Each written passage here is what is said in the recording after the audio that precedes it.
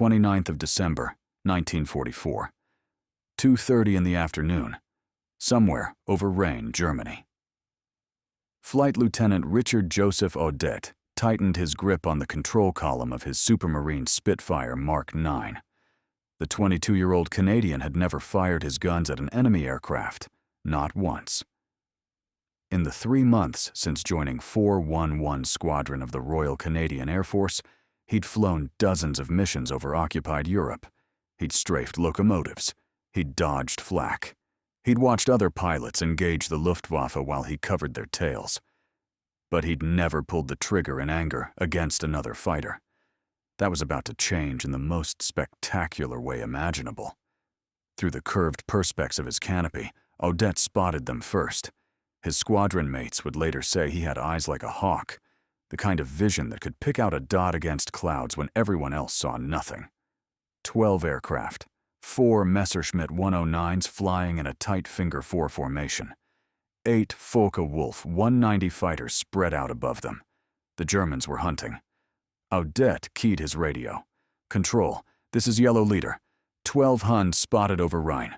4 109s, 8 190s. Request permission to engage." Static crackled. Then, "Yellow Leader, you are cleared to engage. Good hunting." Odette glanced left and right. His section consisted of 4 Spitfires total, 4 British fighters against 12 German. The mathematics were simple. The Germans outnumbered them 3-1. Every tactical manual said you didn't take those odds unless you had no choice. But Odette wasn't thinking about manuals. He was thinking about the one advantage his Spitfire possessed. The one thing German pilots feared more than British guns or American numbers. The Spitfire's turning radius. That beautiful, impossible, physics-defying ability to change direction faster than anything else in the sky. The German pilots hadn't seen them yet. Odette's section had altitude and the sun at their backs. He pushed the throttle forward. The Rolls-Royce Merlin engine roared. 1,300 horsepower of British engineering responded instantly. The Spitfire accelerated like a racehorse given its head. "Yellow section, on me. We're going in." Dasfer. The mathematics of air combat. To understand what happened next, you need to understand how fighter combat worked in 1944. Pilots called it the turning fight. 2 aircraft, each trying to get behind the other, each trying to line up a shot. The plane that could turn tighter won, simple as that. The Messerschmitt 109 was fast, faster than a Spitfire in a straight line.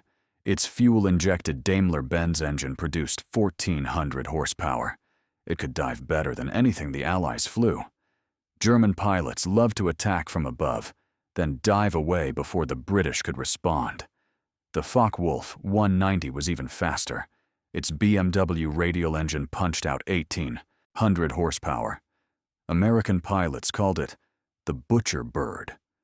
It could outrun, outdive, and outclimb most Allied fighters. When the 191st appeared over France in 1941, it shocked the RAF. Spitfire. Mark V pilots found themselves outmatched for the first time since the Battle of Britain. But both German fighters had one fatal weakness. They couldn't turn with a Spitfire.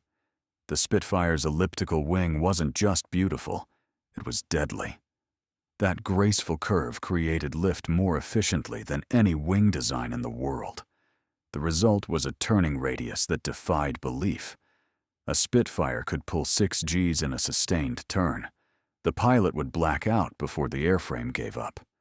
German pilots who tried to turn with a Spit found themselves staring down the wrong end of 8 machine guns. Squadron leader Douglas Bader, who flew Spitfires during the Battle of Britain, explained it this way. The Messerschmitt could dive faster, the Focke-Wulf could climb faster, but in a turn, we had them cold. They knew it. We knew it. The whole bloody Luftwaffe knew it. That knowledge was about to save Richard Odette's life and end the lives of 5 German pilots who thought they had the advantage. First blood. Odette picked his target. A Messerschmitt 109 trailing slightly behind the main formation. The German pilot was flying clean. No extra fuel tanks, just 8 machine guns and 2 20mm cannons. A dangerous opponent, but not as dangerous as he thought. The dive took 4 seconds. 4 seconds of falling through 3,000 feet of cold German air. 4 seconds of watching his airspeed indicator climb past 300 miles per hour. 350. 380. The Spitfire's airframe shuddered. The wings flexed. Odette kept the stick centered. Steady. Steady. At 200 yards, he opened fire. The Spitfire Mark 9 carried 2 different weapons. 2 20mm Hispano cannons in the wings. 4 Browning .50 caliber machine guns, also in the wings. Together, they put out a stream of metal that could saw a fighter in half. Odette fired a 3-second burst. The Spitfire shook. Smoke filled the cockpit from the gun gas. Through it, he saw his tracers converging on the Messerschmitt. Bright orange lines drawing a pattern across the German's fuselage. Strikes, multiple strikes, over the cockpit. Behind it, the Messerschmitt's canopy shattered. The fuselage erupted in flame. Oil streamed back, black against the pale winter sky. Odette's report, filed 3 hours later, was clinical. I observed strikes over cockpit and to rear of fuselage. Aircraft burst into flames from engine back. As I passed very close over top of it, I saw pilots slumped over in cockpit, which was also in flames. The German never knew what hit him. One moment he was flying formation, scanning for threats ahead. The next moment, 400 rounds per minute of high explosive cannon shells and armor-piercing machine gun bullets ripped through his aircraft. He died in his cockpit. His Messerschmitt spun into the German countryside and exploded. Odette had his first kill. It had taken 7 seconds from the time he fired until the Messerschmitt hit the ground. He didn't have time to celebrate. The other 11 German fighters had seen him now, and they were angry. The swarm. What happened next, Odette would later describe as the longest 7 minutes of my life. The Germans scattered, then reformed. Professional pilots, combat veterans, men who'd been fighting since Poland or France or Russia. They'd seen plenty of Spitfires. They knew how to kill one. The standard Luftwaffe tactic was simple. One fighter fixes the enemy's attention, forces him to turn. While he's turning, 3 more bounce him from above. It worked. It worked so well that by late 1944, the Luftwaffe had killed more than 18,000 Allied pilots using variations of this exact setup. But it required one thing. It required the target to fight alone. Odette wasn't alone. His wingman, Flying Officer McCracken, stuck to him like glue. 2 Spitfires fighting together were twice as dangerous as 2 fighting separately. While Odette maneuvered, McCracken covered. While McCracken fired, Odette positioned. They'd practiced this. They'd drilled it 100 times over the English coast. Now, with real bullets and real Germans, the practice paid off. A Focke-Wulf 190 dove at Odette from the right. The big radial engine howled. The German pilot had speed, altitude, position, everything tactical doctrine said he needed. Odette saw him coming, waited, then jerked the stick hard left. The Spitfire snapped into a turn that would have torn the wings off a lesser aircraft. 6 Gs, then 7. Odette's vision narrowed. Gray crept in from the edges. The G-suit around his legs inflated, forcing blood back to his brain. He kept turning. Tighter. Tighter. The Focke-Wulf tried to follow. Its pilot hauled back on the stick. His aircraft responded, started to turn. But the BMW radial engine weighed more than the Merlin. The heavier nose wanted to keep going straight. The German's turn radius was wider. Much wider. For 3 seconds, the German had the advantage. Then, Odette completed his turn. Now the Focke-Wulf was in front of him, dead ahead. 150 yards. The German realized his mistake too late. He firewalled his throttle, tried to dive away. Odette fired. The Hispano cannons hammered. 20mm shells walked up the Focke-Wulf's fuselage. The German's right wing exploded. Fuel sprayed, then ignited. The entire right wing became a torch. The Focke-Wulf rolled inverted and dove straight into the ground. Odette's report. I gave him a 2-second burst. Observed strikes from tail to cockpit.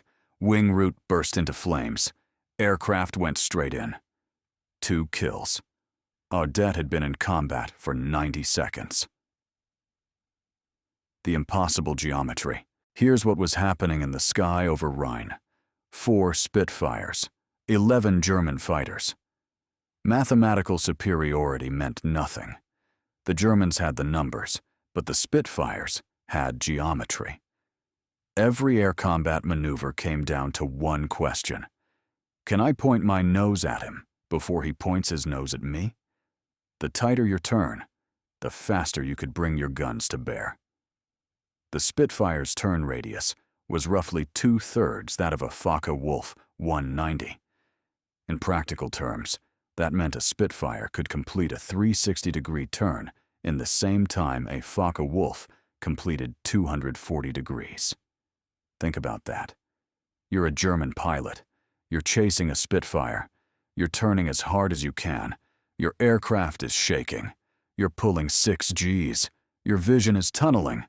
Then you look up, and the Spitfire you were chasing is now behind you, pointing at you. You have maybe 2 seconds to live. This happened to 3 more German pilots in the next 4 minutes. A Messerschmitt 109 tried to get on Odette's tail.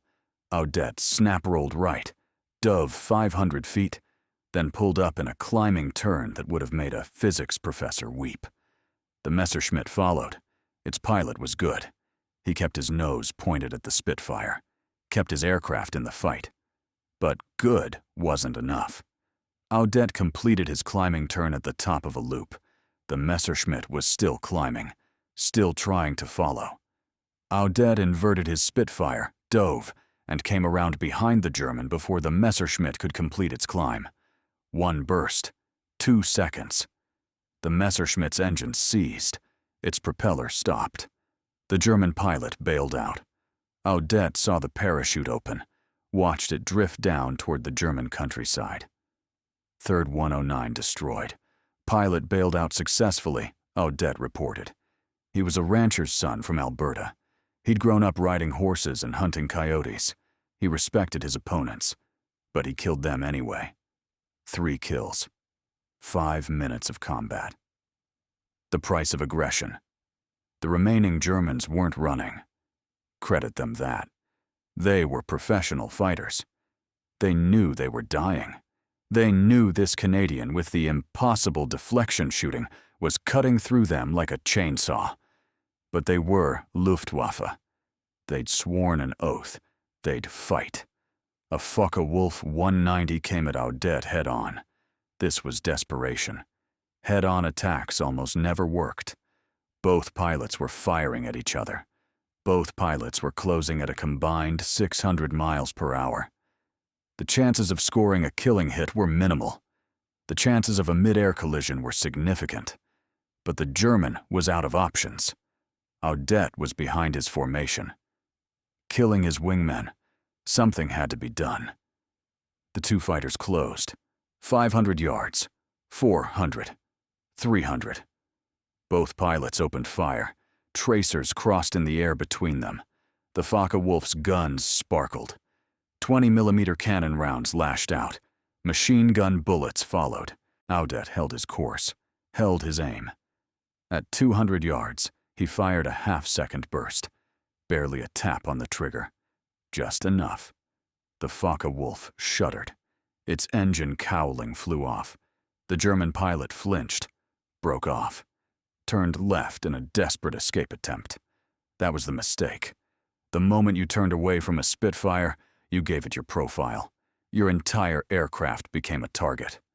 Odette followed the turn. The Focke-Wulf was slower, heavier. It couldn't turn as tight. Within 3 seconds, Odette had a firing solution.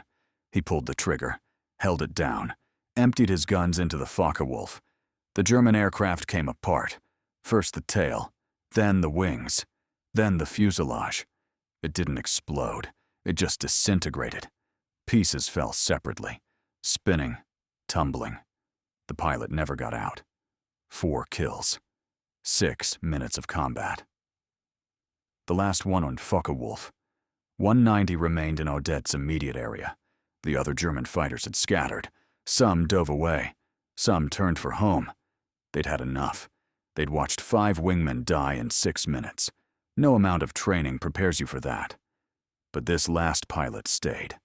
Odette spotted him at 5,000 feet, circling, looking for an opening, looking for revenge or honor or whatever motivated men to keep fighting when everything said run. Odette climbed. The Focke-Wulf turned toward him. Good. A turning fight. The one thing German pilots should never accept against a Spitfire. But pride makes men stupid or brave. Sometimes there's not much difference. They circled each other, like wolves, each looking for an opening. The Focke-Wulf had height. Odette had position. The German dove. Odette turned into him, head on again. The German reversed. Odette followed. Now they were in the classic turning fight. Both pilots pulling maximum Gs, both aircraft on the ragged edge of control, both men graying out from the blood draining from their brains. Whoever broke first would die. The German broke first. He'd used too much fuel. His tanks were running dry. He had to get home. He straightened out, tried to run. Odette dove after him. The Focke-Wulf was faster in level flight, but it needed distance to build speed. Odette caught him at 2,000 feet. One burst. The Focke-Wulf's canopy shattered. The aircraft rolled left, then kept rolling. The pilot was dead. The Focke-Wulf spiraled into a field and exploded. 5 kills. 7 minutes of combat.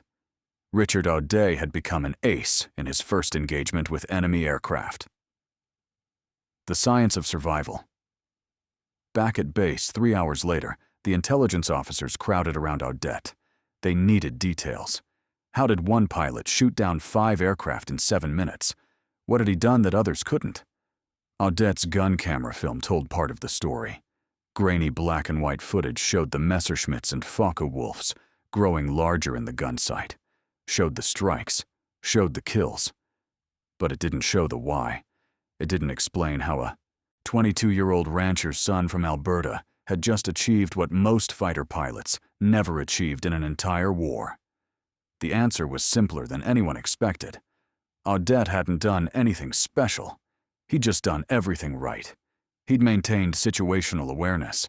He'd managed his energy. He'd used his aircraft's strengths against his opponent's weaknesses. And he'd been lucky. But mostly, he'd understood the Spitfire's turning advantage and exploited it mercilessly. They tried to turn with me, Odette told the intelligence officers. All of them. The 109s, the 190s. They all thought they could outturn a Spit. They couldn't. That's what killed them. Wing Commander James Johnson, who would finish the war as the RAF's highest-scoring ace with 34 kills, later said, "The Spitfire's turning ability wasn't just an advantage. It was a psychological weapon. German pilots knew they couldn't turn with us, but in the heat of combat, they'd forget. They'd try anyway, and they'd die." That's what happened over Reyna. 5 German pilots, each with hundreds of hours of combat experience, each flying aircraft that cost the equivalent of millions of pounds to build and train, all died because they forgot one simple fact: you don't turn with a Spitfire. The Eagle's Eye. Odette's squadron mates called him Dead-Eyed Dick, not just for his shooting, though that was spectacular, for his vision, his ability to spot enemy aircraft before anyone else. That talent saved more lives than his guns ever took. Flight Lieutenant Elgin Gerald Ireland, who led the squadron that day, remembered. Dick would call out Germans when they were still just dots. We'd all strain our eyes and see nothing. 30 seconds later, we'd finally spot them exactly where Dick said they'd be.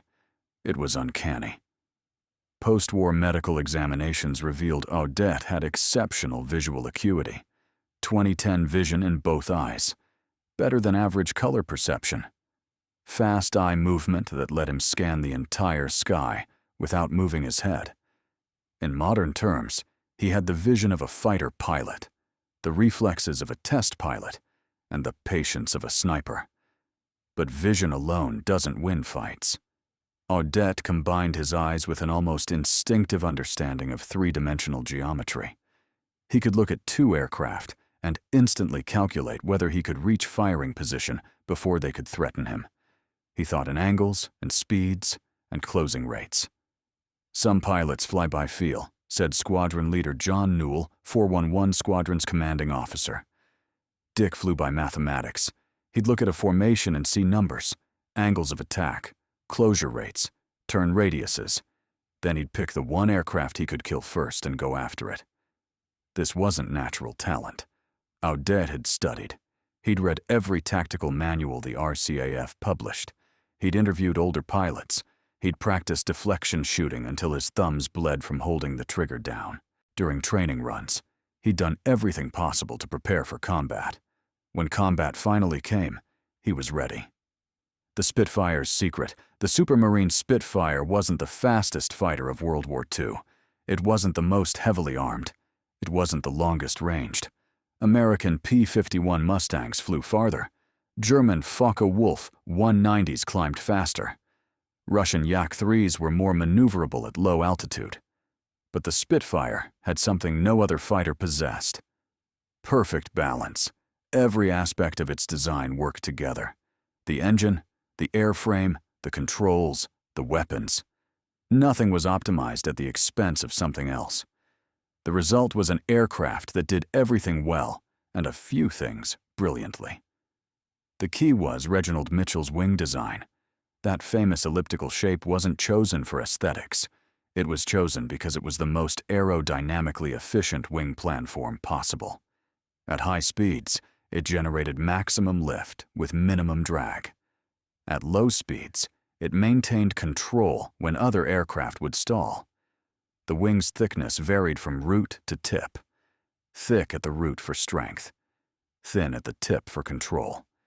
This gave the Spitfire both the structural rigidity to pull high G-turns and the sensitivity to respond instantly to control inputs. "You didn't fly a Spitfire," said Group Captain Douglas Bader. "You wore it. It fit like a glove. Think left, and the aircraft rolled left. Think climb, and it climbed.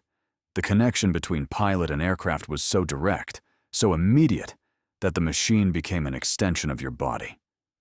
This connection was what let pilots like Odette do things that seemed impossible. When he snap-rolled into a 6G turn to evade that Focke-Wulf, his Spitfire responded in less than half a second. A Messerschmitt would have taken a full second. A Focke-Wulf even longer.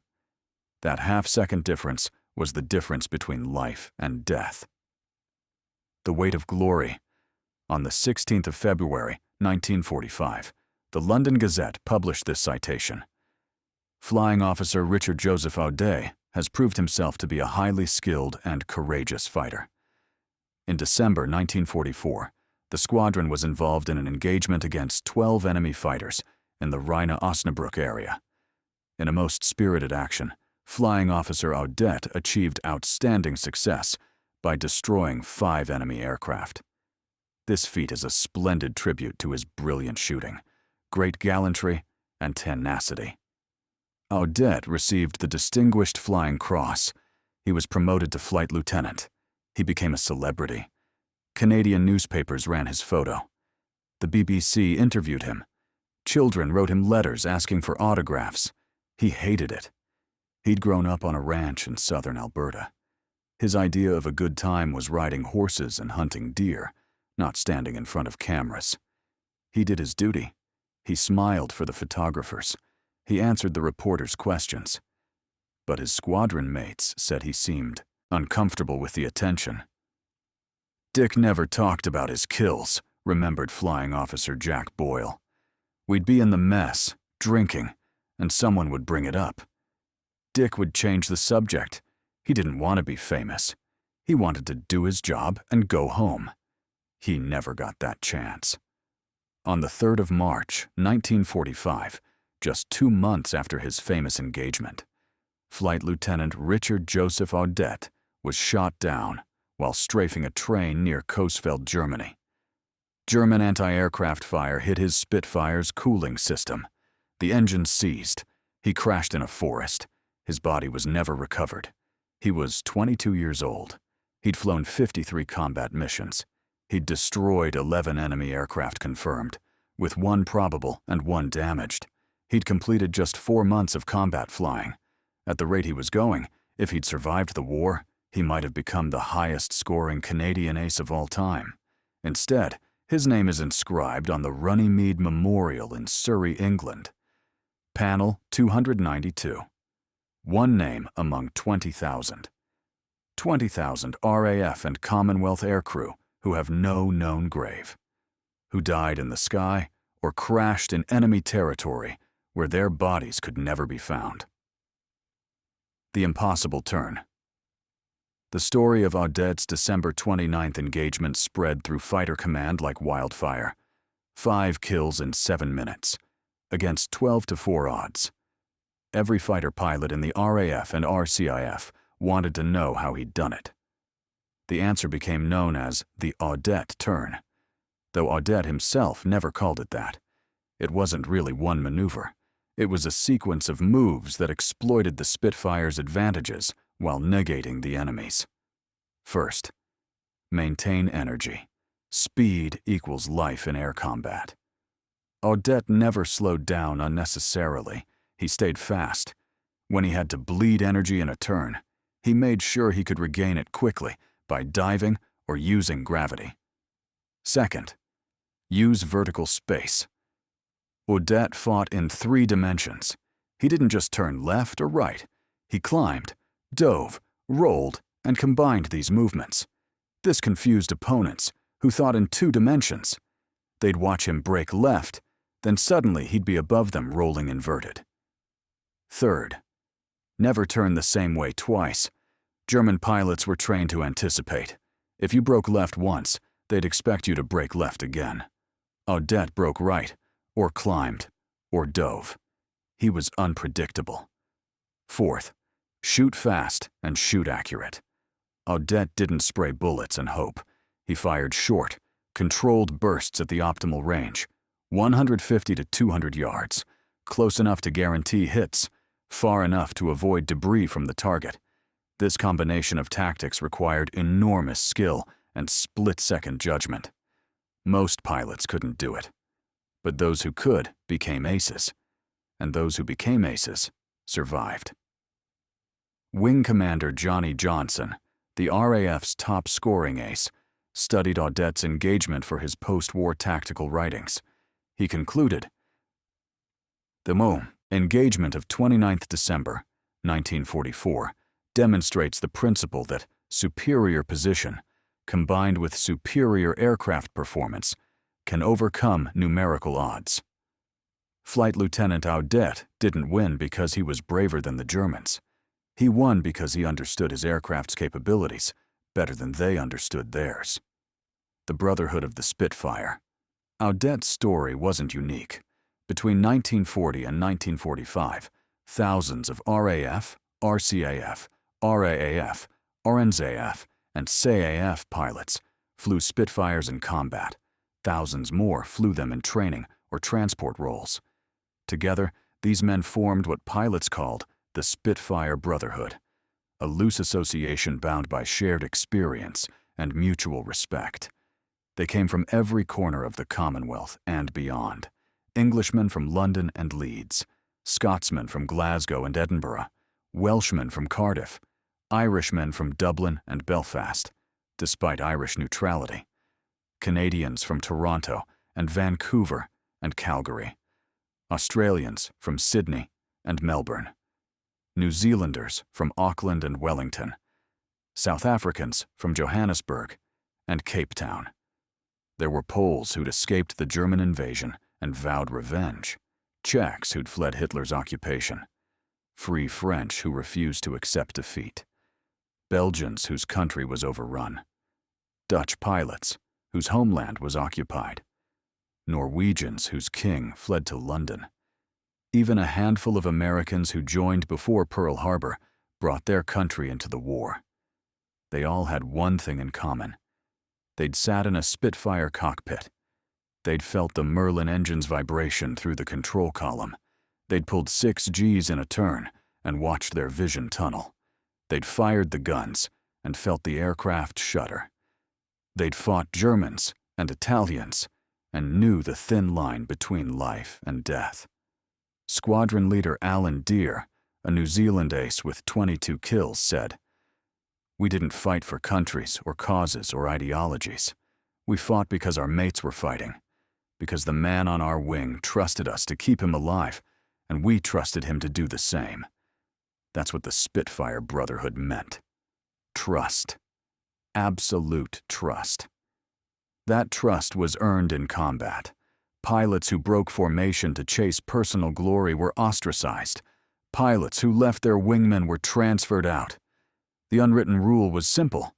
You cover your mates, or you don't fly. Audet understood this. On December 29th, he shot down 5 aircraft. But he never left his section. He never chased a kill at the expense of his wingman's safety. Even in the heat of combat, even with 5 Germans burning and falling, he maintained formation discipline. That's why his squadron mates mourned him so deeply when he died.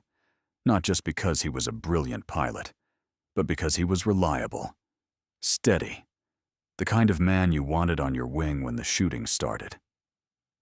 The Long Shadow.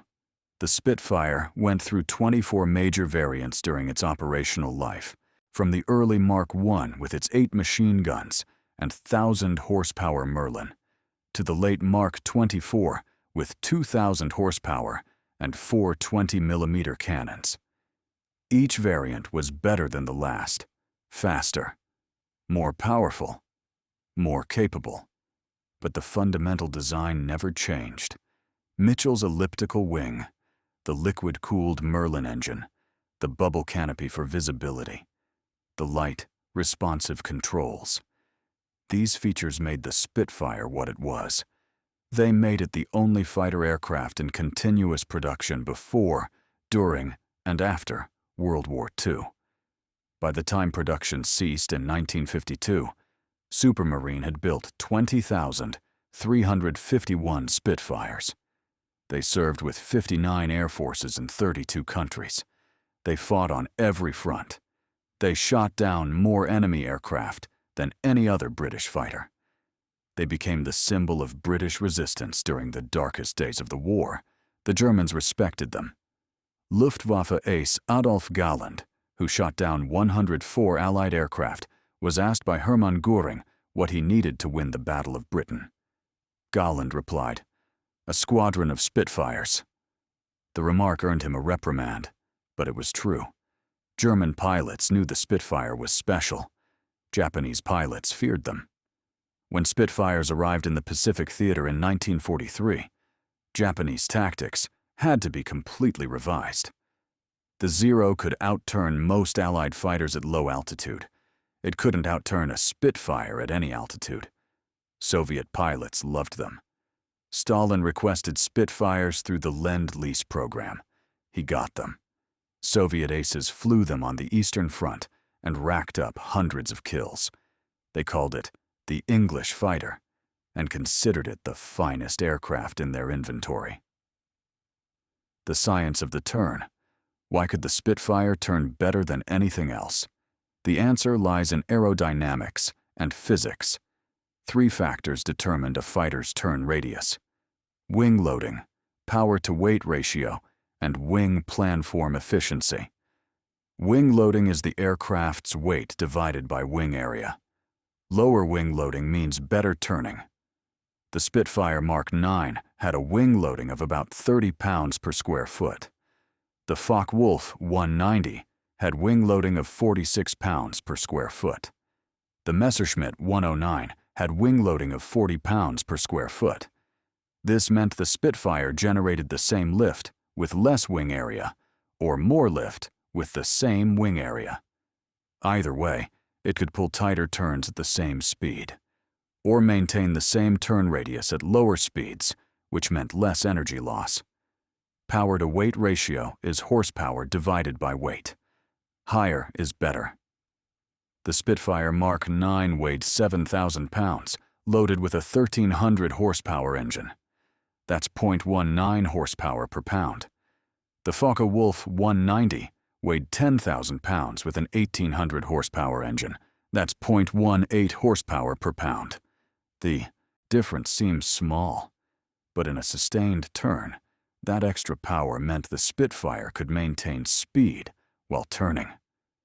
The Focke-Wulf bled speed. After 30 seconds of turning, the Spitfire would be 50 miles per hour faster. That speed difference translated to control. The faster aircraft could choose whether to continue fighting or disengage. The slower aircraft could only react. Wing planform efficiency is harder to quantify. It's about how smoothly air flows over the wing. Smooth flow means less drag. Less drag means more energy available for turning. The Spitfire's elliptical wing was the most efficient planform possible. No other shape generated as much lift with as little drag. German engineers knew this. They studied captured Spitfires. They tested them.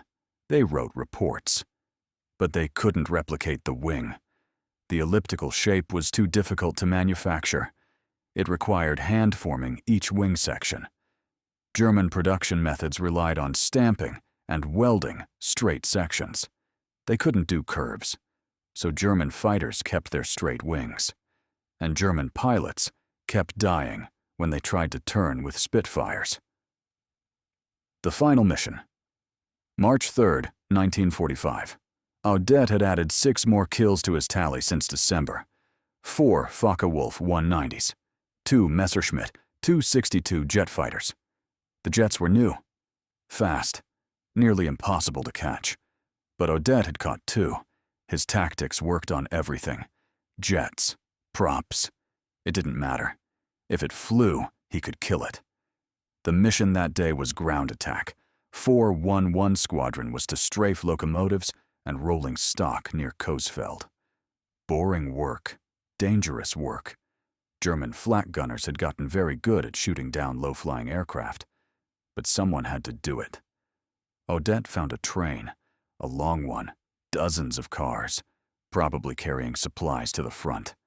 He dove. His Spitfire screamed down from 5,000 feet. The train grew larger. He could see German soldiers running, setting up machine guns, getting ready. He opened fire. His cannons hammered. The locomotive exploded. Steam and fire mixed. The cars behind it derailed. Germans scattered. Then the flak hit him.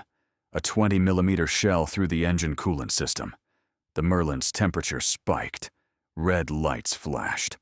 Odette tried to climb, tried to gain altitude. Maybe he could glide back to friendly lines. The engine seized. The propeller stopped. The Spitfire became a glider.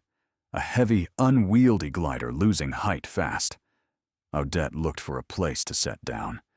Fields, forests, roads, everything unsuitable, everything deadly. He crashed in trees at 100 miles per hour. The Spitfire disintegrated. Odette died instantly. He was buried where he fell by German soldiers who found the wreckage. Later, when the area was overrun by British troops, his grave couldn't be found. The German records were lost. The witnesses were dead or missing. Richard Joseph Odette simply vanished. One day, he was the RCAF's rising star. The next day, nothing. His wife received a telegram. Missing in action.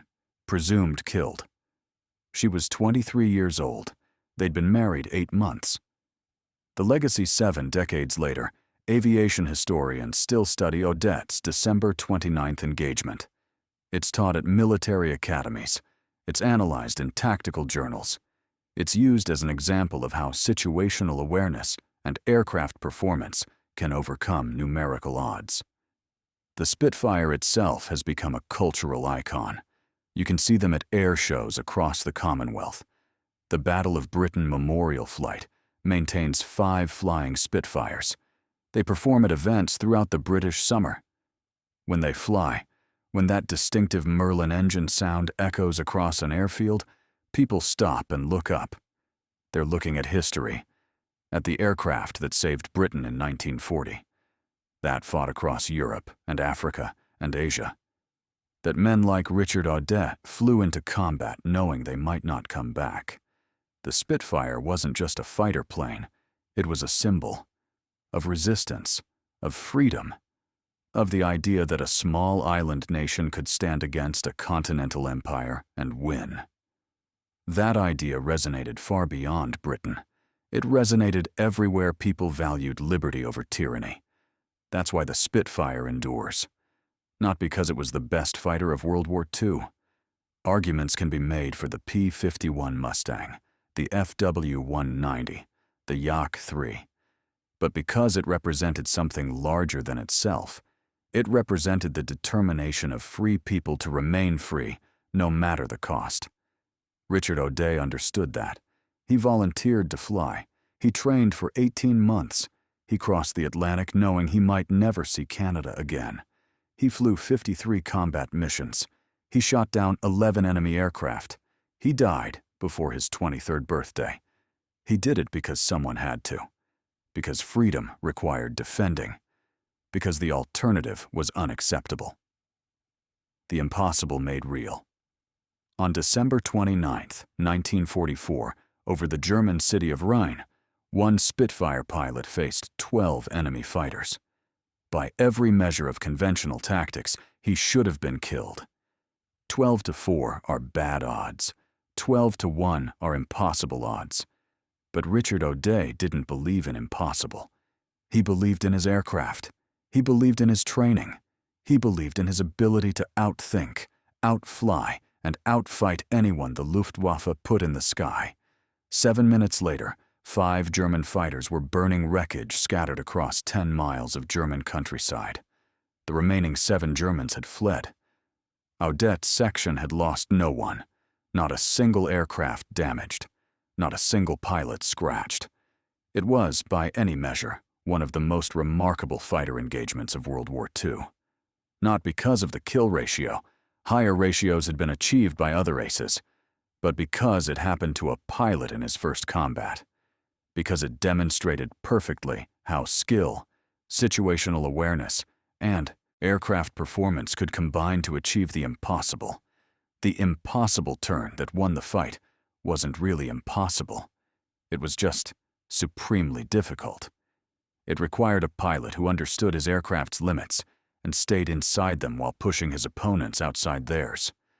It required a machine that responded instantly to control inputs and maintained control throughout the performance envelope. It required the perfect combination of man and machine working as one. The Spitfire provided the machine. Audet provided the man. Together, they wrote one of the greatest success stories in the history of air combat. A story that began with one young Canadian looking at 12 German fighters and deciding he could take them. A story that ended with 5 kills, 0 losses, and a legend that endures to this day.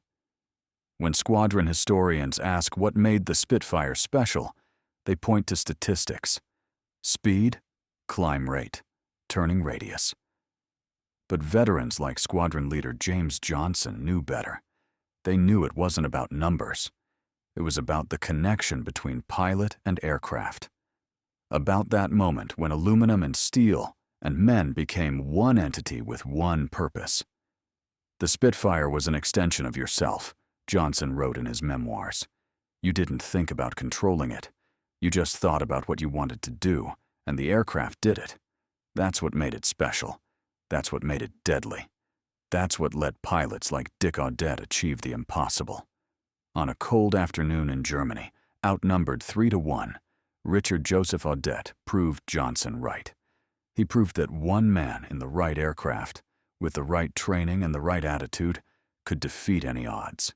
He proved that the impossible was just another word for difficult. And he proved, one last time, that the Spitfire was everything its legend claimed. 5 kills in 7 minutes, 1 pilot, 1 aircraft, 1 moment when training, courage, and technology aligned perfectly. That's the story of Richard Audette and the Spitfire.